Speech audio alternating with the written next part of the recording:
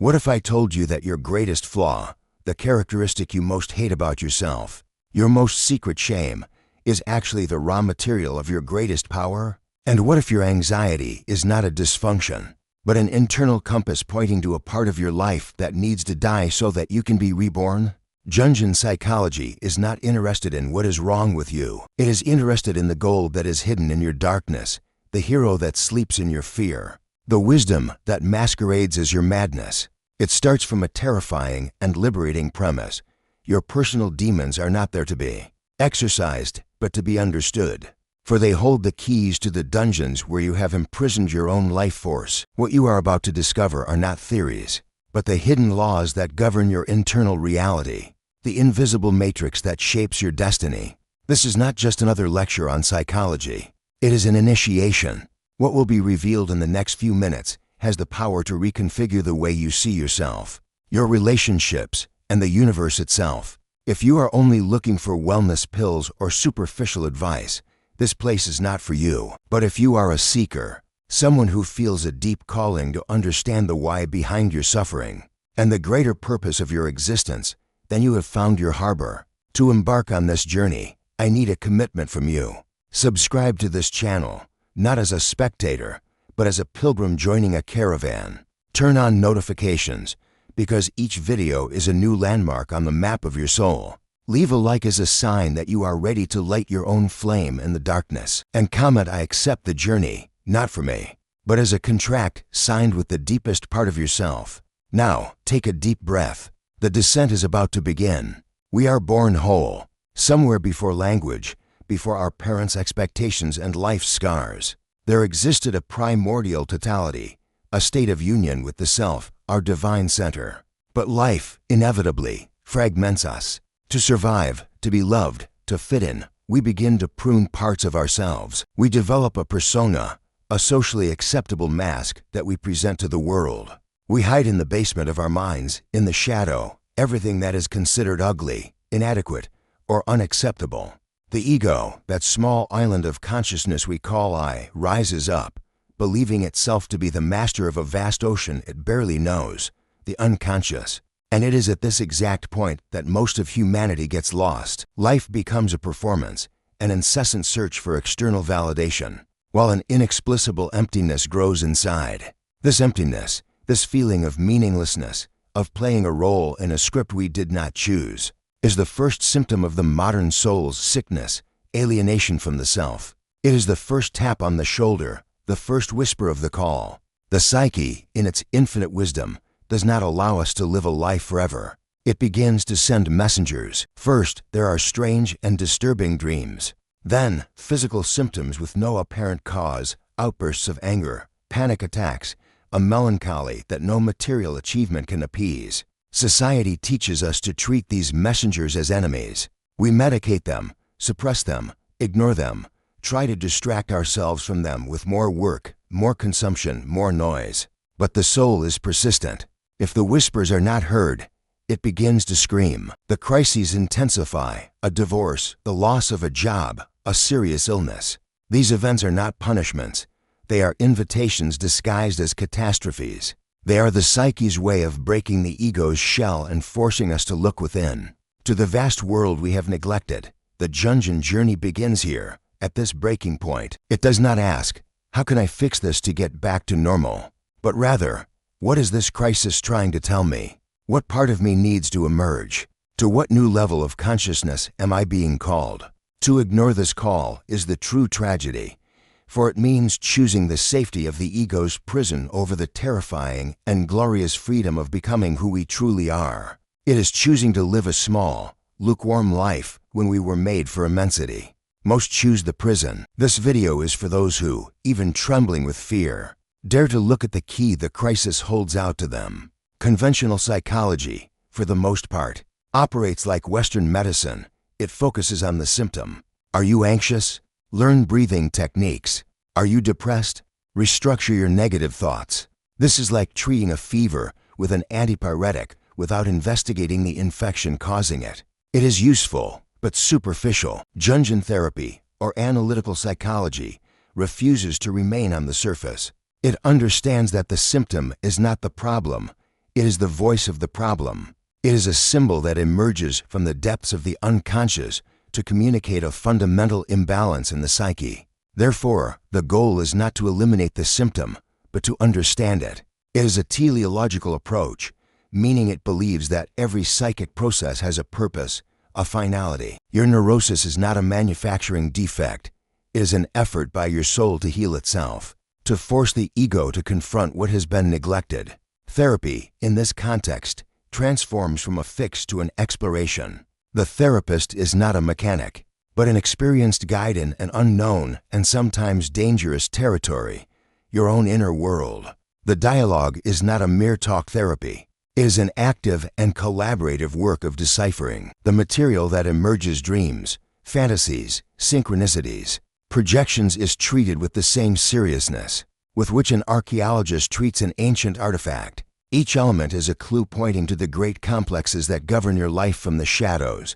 A complex is a collection of energy-laden memories, emotions, and thoughts, usually formed around an archetypal core like the mother or father complex. They act like secondary, autonomous personalities that take control of our consciousness when triggered, causing us to react in disproportionate and compulsive ways. Recognizing and dialoguing with these complexes is fundamental to freeing the psychic energy they hold captive. The process is less about talking about your problems and more about experiencing your psyche directly. It uses active imagination, a technique where one enters a meditative state to dialogue with the internal figures that appear. It is not about inventing, but about allowing the unconscious to express itself. It is a form of waking dream, but with the ego's consciousness present as a witness and participant. This is the map of the soul, a living, dynamic map that reveals itself not in abstract theories, but in direct experience with the numinous, with the sacred that dwells within us. It is a path that demands courage, for it leads us to confront what we most fear, but it offers the only reward that matters: wholeness, the feeling of finally being at home in one's own skin. For Freud, the great pioneer, the unconscious was primarily a cellar, a dark place where consciousness, the ego, repressed socially unacceptable desires, mainly of a sexual and aggressive nature. It was a repository of childhood traumas and primitive drives, a problematic part of the mind that needed to be brought to light and controlled by reason. Jung, his disciple, had a much vaster and more radical vision. For him, this personal unconscious, with its repressed contents and individual complexes, was merely the most superficial layer of an immense psychic ocean. Beneath it lay the collective unconscious. This was Jung's great discovery and the main point of divergence from Freud. The collective unconscious is not personal. It is not filled by our individual experiences. It is our psychic inheritance, the residue of all of humanity's ancestral experience, shared by all human beings, across all cultures and eras. It is a field of potentialities, the matrix from which myths, fairy tales, religions, and universal symbols emerge. If the personal unconscious is the cellar of our house, the collective unconscious is the very ground on which all houses were built, containing the traces of all civilizations. It is not just a repository of repression. It is the source of all creativity, intuition, wisdom, and spirituality. It is from there that great ideas, artistic inspirations, prophetic dreams, and numinous experiences that give life meaning arise. While the Freudian view is reductive, a religious symbol is just a sublimation of libido. The Jungian view is synthetic and perspective. The psyche is not just looking backward at trauma, it is looking forward toward the fulfillment of its innate potential. The unconscious is not the enemy to be dominated, but the great mother, the source from which the ego itself was born and to which it must return to be renewed. To dive into the unconscious, therefore, ceases to be merely an exercise in clearing out traumas. It becomes a journey of treasured discovery. It is an encounter with the archetypes, the primordial structures of the collective unconscious, which we will explore next. This dive is risky. The ego's consciousness, small and fragile, can be flooded and dissolved by the overwhelming forces of the unconscious, leading to psychosis. That is why the process must be gradual, guided, contained within the alchemical vessel of therapy. But the risk of not diving is even greater, that of living a sterile life, disconnected from its source, a soulless life. Jungian therapy is the dive training that allows us to explore this inner ocean, bringing its pearls to the light of consciousness, and thus enriching and expanding our existence. The shadow is our secret double. It is the sum of all the qualities we reject in ourselves to build our conscious identity. Our persona, everything that, since childhood, was considered bad, weak, envious, selfish, aggressive, or stupid by our family, culture, and ourselves, does not disappear. It is exiled to the unconscious, forming a secondary, autonomous, and generally negative personality, the shadow. It is the personification of everything we do not want it to be, and our greatest effort in conscious life is to keep this figure locked tightly in the cellar. The problem is that the shadow does not stay quiet. Being unconscious, it operates outside our control and manifests into main destructive ways. The first is projection. Since we cannot see our own darkness, we see it in others. That person at work you hate for no clear reason, that social group you despise, the politician who repulses you. Often, they are just blank screens onto which you project your own unrecognized shadow. We hate in others what we cannot stand in ourselves. This is the origin of all prejudice, of all us versus them conflict, of personal and collective witch hunts. The second form is eruption. When the shadow is excessively repressed, its pressure builds until it erupts uncontrollably, like a volcano. It is the calm and gentle man who suddenly has a fit of road rage, the controlled woman who engages in self-destructive behavior, the moralist who is caught in a scandal. In these moments, it is not you acting, it is your shadow that has taken control. But, and here is the deepest and most paradoxical secret, the shadow is not purely evil. Along with our flaws, we have also exiled invaluable qualities. Repressed aggressiveness may contain the assertiveness and strength to defend our boundaries. Laziness may hide the need for rest and contemplation. Judged sensuality may contain our vitality and joy for life. The shadow contains the gold, the raw material of our wholeness. Integrating the shadow does not mean becoming the shadow and going around acting destructively. It means bringing its contents into the light of consciousness. It is an act of radical humility, of admitting, yes, I am that too. I also feel envy. I am also capable of cruelty. I am also weak. Only by recognizing and accepting this darkness in ourselves can we begin to have some control over it. The dance with the shadow is the moral work par excellence. It is what makes us human and prevents us from becoming righteous, moralistic monsters who project evil onto the world. It is a painful process that shatters the idealized image we have of ourselves, but it is the only path to authenticity and true compassion, both for ourselves and for others. As Jung said, I would rather be whole than good. If the collective unconscious is the ocean, the archetypes are the great sea currents that structure it. They are not inherited images or ideas, but rather inherited potentialities to produce the same universal images and ideas. They are like the dry beds of psychic rivers, carved over millennia of human experience, which in each individual are filled with the water of their personal life.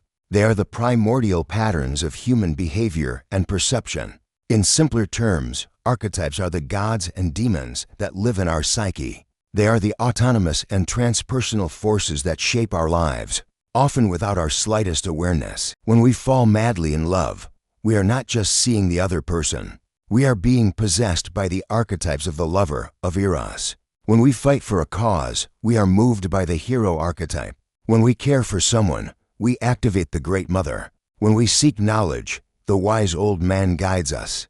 A person's life is, to a large extent, the story of which archetypes were activated, which were repressed, and how they interacted with each other. Some of the central archetypes in the journey of individuation include the persona, which we have already mentioned, is the archetype of social adaptation, the mask we wear. The danger is when we identify completely with it, forgetting who we are behind the mask. The shadow, our dark double, the anima in a man and the animus in a woman, which represent our internal sexual counterpart.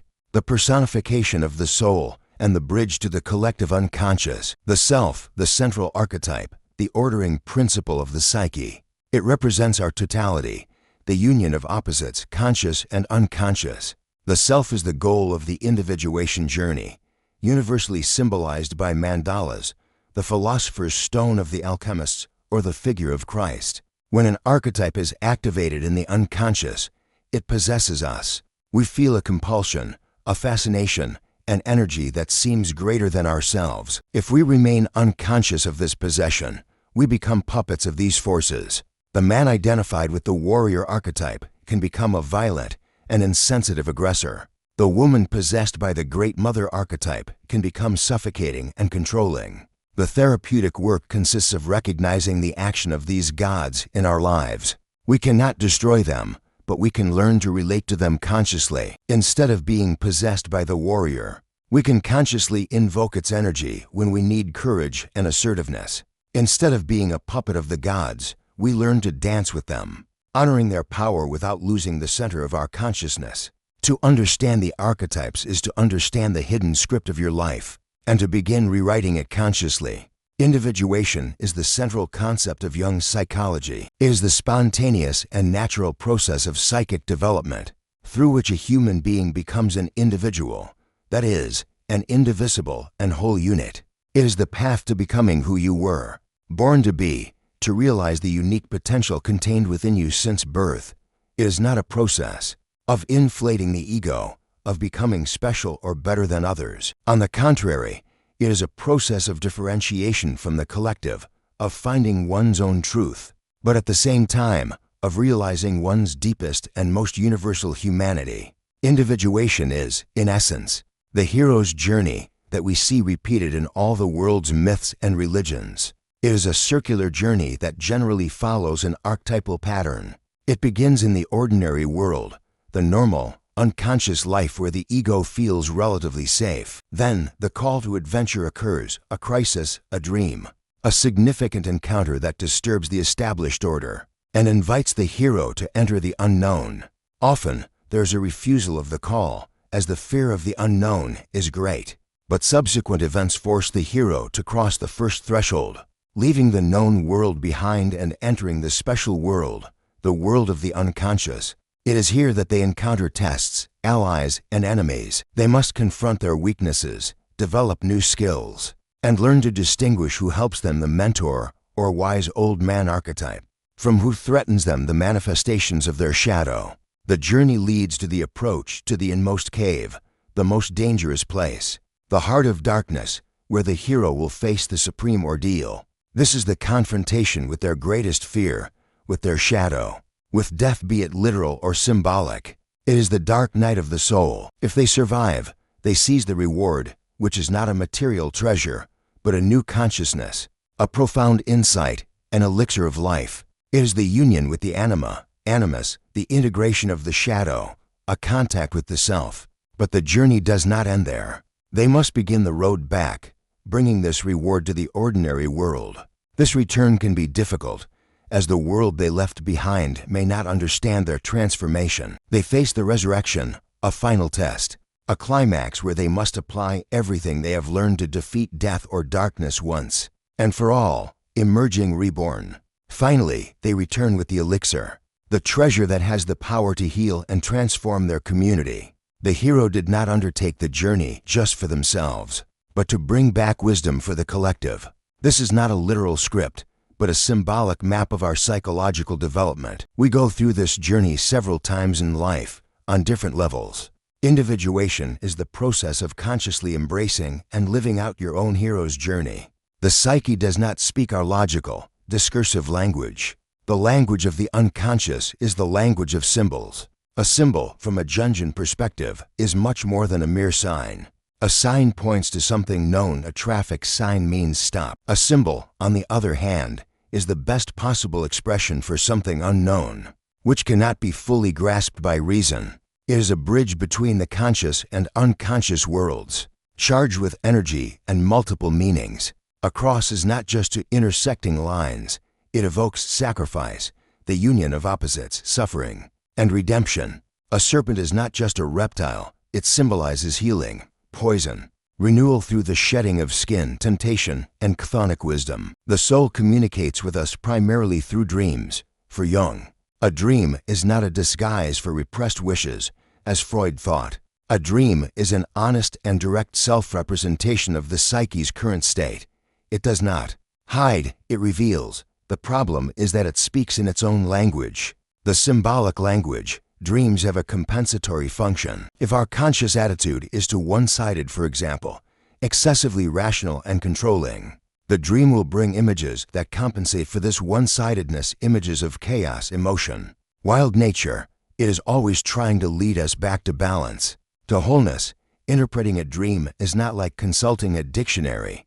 Dreaming of a snake does not mean X or Y. Interpretation requires amplification. First, we explore the dreamer's personal associations with the symbol. What does a snake mean to you? Then, we amplify the symbol with collective material. What does the snake mean in myths, religions, alchemy, fairy tales? By doing this, we build a web of meanings around the dream image until its significance for that specific dreamer, at that moment in their life, becomes illuminated. The dream is a personal and non-transferable letter sent from the self to the ego. Besides dreams, the soul speaks through synchronicity, meaningful coincidences that cannot be explained by causality, through art that moves us deeply, through books we casually find, through people who appear in our lives. The world becomes a symbolic text for one who learns to read. To live a symbolic life is to be attentive to this language. It is to understand that the events of our lives, especially the most emotionally charged ones, are not just events. They are manifestations of our inner drama. It is to live with one foot in the concrete world and the other in the world of the soul, perceiving the constant interaction between the two. Learning the language of symbols is the essential step to establishing a conscious dialogue with your unconscious, and thus being guided by the profound wisdom of the self on your journey of individuation. The split between Freud and Jung was one of the most cataclysmic and productive events in the history of psychology. It was more than a personal quarrel. It was the clash of two fundamentally different worldviews. To understand Jungian therapy, it is essential to comprehend where it departs from its Freudian roots. The first and most fundamental difference lies in the nature of the libido. For Freud, libido was essentially sexual energy. All human behaviors, even the most sublimated ones like art and religion, were ultimately derived from this primary sexual drive. Jung found this view excessively reductive and concrete.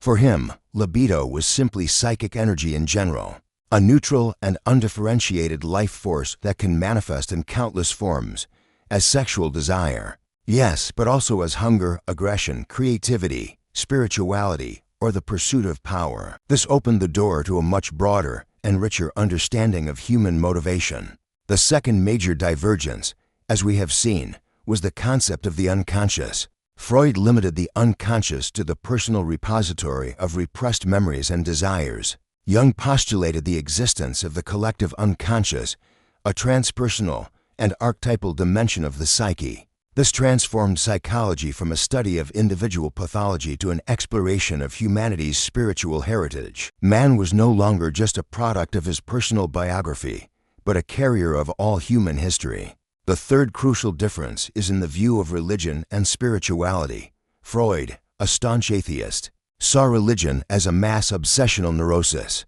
a childish illusion based on the desire for a protective father god to save us from the helplessness of existence. Jung, though not an adherent of any specific religion, saw the religious experience, the experience of the numinous, the sacred, as a fundamental and healthy psychological function. For him, the loss of religious meaning in modern man was one of the main causes of neurosis.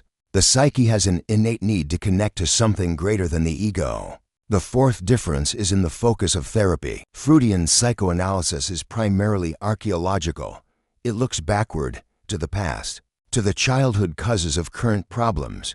The goal is to make the unconscious conscious. Jung's analytical psychology, while also valuing the past, is equally perspective and teleological. It looks forward, to the purpose of the symptom, to the realization of the individual's future potential. The question is not only where did this problem come from, but also where does this problem want to lead me? Finally, the therapeutic relationship is viewed differently. In classical psychoanalysis, the analyst is a neutral figure, a mirror onto which the patient projects their transferences.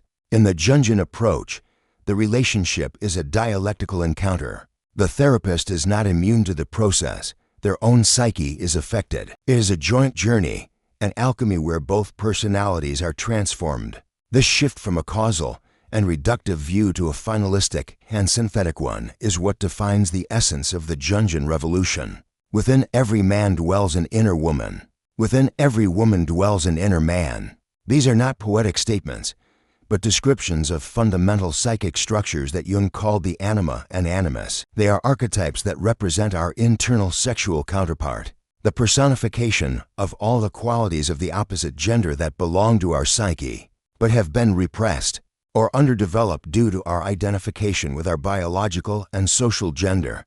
The anima is the image of woman that a man carries in his unconscious. She is the personification of his feminine side, associated with the principle of eros love, connection, emotion, intuition, the relationship with the unconscious, and the capacity to relate.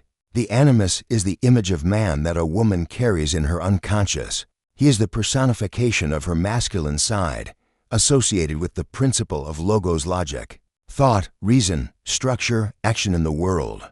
Initially and unconsciously, we do not experience these archetypes within ourselves. We project them onto real people of the opposite sex. This is what lies behind the overwhelming experience of romantic infatuation. When a man falls in love, he is, in fact, projecting his anima onto a real woman. He does not see her as she is, but as the carrier of his soul. Likewise, a woman projects her animus, seeing in the man the bearer of her spirit, her truth. This creates a magical sense of completeness, but it is an illusion destined to crumble when the reality of the other person inevitably shatters. The projection. Most of the drama and suffering in relationships comes from the unconscious game of anima and animus projections. The work of individuation requires us to withdraw these projections. This means consciously developing the qualities of our inner figure. For the man, it is the work of developing his eros, learning to feel, to relate, to value intuition, to connect with his inner life. For the woman, it is the work of developing her logos, learning to think clearly and objectively, to be assertive, to structure her ideas, and to act in the world in a focused manner. The anima and animus develop in stages. The anima can go from a primitive and instinctual figure Eve, to a romantic and idealized figure Helen, to a figure of spiritualized love the Virgin Mary, until she becomes the guide to inner wisdom Sophia. The animus can go from a figure of physical and brute force Tarzan, to a figure of action and initiative the romantic hero, to a figure of intellectual authority the professor, until he becomes the personification of meaning the spiritual guide. The conscious encounter with the anima, animus, is one of the most crucial and difficult steps of the journey. They are the bridge to the deepest layers of the collective unconscious. To dialogue with this inner figure through active imagination, for example, is to dialogue with the soul itself. Integrating the anima, animus does not make us sexless, on the contrary. It makes us psychologically androgynous and complete, capable of having more authentic relationships and accessing a vast creative potential that is born from the sacred union of these opposites within us. At the end of this long and winding journey through the territories of the psyche, what is the destination? What is the treasure the hero brings back to their kingdom? The goal of individuation, the culmination of the great work, is the self. The self is the archetype of wholeness and the regulating center of the psyche. If the ego is the center of consciousness, the self is the center of the total personality, which encompasses both the conscious and the unconscious. The journey of individuation is, therefore, a process of shifting the psychic center of gravity from the ego to the self. The ego is not destroyed. It is put in its proper place. It ceases to be the tyrant who believes it rules the kingdom and becomes the loyal servant and prime minister of the true king, the self. The experience of the self is an experience of the union of opposites. It is when the great dualities that torment us, good and evil, masculine and feminine, conscious and unconscious, matter and spirit, are transcended and integrated into a paradoxical unity. It is what the alchemists called the coniunctio oppositorum, the chemical wedding. One who lives from the self is no longer at the mercy of the compulsions of their complexes or the opinions of the collective. They have found an inner compass, an authority that comes from within. This does not make them perfect. On the contrary, it makes them completely human. They are able to accept their shadow, to consciously relate to their anima, animus, to use their persona without identifying with it. They live their life not as a series of accidents, but as the realization of a personal myth, a unique pattern that only they can live. Jung's legacy is not a set of dogmas or techniques, but a radical invitation to the direct experience of the soul. He gave us back a dimension of existence that modern rationalism had discarded, the dimension of myth, of symbol, of the sacred. He showed us that the ancient gods did not die. They just changed their address and now live in our unconscious as archetypes. He taught us that our lives have an intrinsic purpose, that we are not here to be happy, but to become conscious. Happiness is a byproduct, a moment of grace that may or may not happen. Meaning, however, can be built even in the midst of the greatest suffering. Through the work of becoming ourselves, to become who you are, it is the simplest and, at the same time, the most frighteningly difficult task a human being can undertake. It is the work of a lifetime. It is the only journey that, in the end, truly matters. It is the act of finally returning home, to the silent, luminous center of your own being, and discovering that the universe you so desperately sought outside was always there, complete and perfect, waiting for you within.